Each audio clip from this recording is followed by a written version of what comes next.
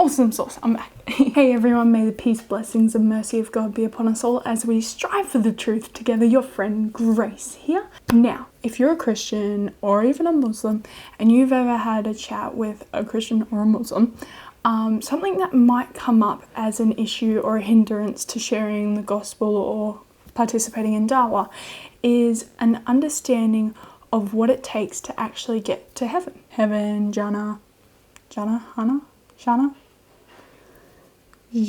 paradise. Let's just say paradise. We can both agree on paradise. For most Muslims, here's a rough way. I know sometimes some were talking about there's 10 different ways, some were talking about how there's 3 different ways. For the purpose of this video, I'm just going to stick to 3 different ways because the 10 ways can kind of be categorized back into the 3. I just realized I didn't have my headphones on. Now I can hear myself. Yay! So, first way, follow Muhammad as the example of godliness and believe in one God and do good deeds. Number 2, follow one of their prophets and their way into getting into heaven, whether this be Jesus or Abraham. Where did I get that from? And the third one, be one of the people who never had a knowledge to which to test you, and your test will likely come after you die. Or in this world, sometimes it's a little bit differing on that. So this was told to me by a Muslim scholar. If you have any verses or hadith to support it, please let me know down below. Of course, in all 3 of these, what you need to do is affirm that there is one God above all. But what is really interesting here is that each in these ways, there are different standards of what you need to do to get into heaven. For example, Muhammad said that you need to do good deeds to enter into paradise. For Abraham, it was faith in God. For Jesus, it was by faith and trusting in him that he has paid for your sin. All these prophets with differing messages and differing standards. However, on the Christian side, in my opinion, it is quite a lot simpler. What you need to do to enter into heaven, to make it quick and savage, you need to be perfect.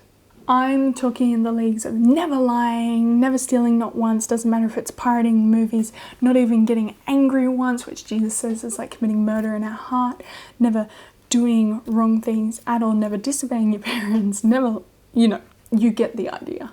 But Grace, I hear you say, no one is perfect, no, not one. I thought Christianity was a message of hope. It is.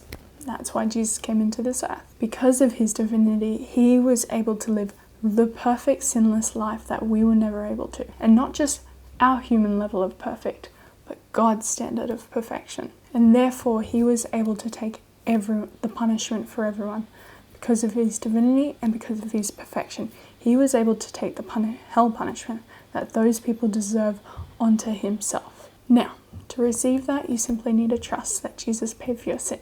And so when God looks at you on Judgment Day, he doesn't see the sin that needs to be punished, but rather the perfection that is Jesus Christ, who lived the life that we should have, who accomplished the perfection that we should have, and who's done it all for us. So why am I talking about this? I think this differing view on what you need to do to get to heaven can really be a hindrance in sharing the gospel or participating in dawah. So I just wanted to kind of clear that up a little bit. Of course, in Islam it depends on where you were born, what you did throughout your life, and in a sense the deity that you believed in. In Christianity it depends on if you're perfect or if you're not perfect, and who is taking the punishment for your sin. Is it yourself or someone else? Hopefully this can lead to more productive conversation in the future. So, what do you think? Leave your thoughts down below. As always, thanks heaps for watching, continue to search for the truth, and God bless.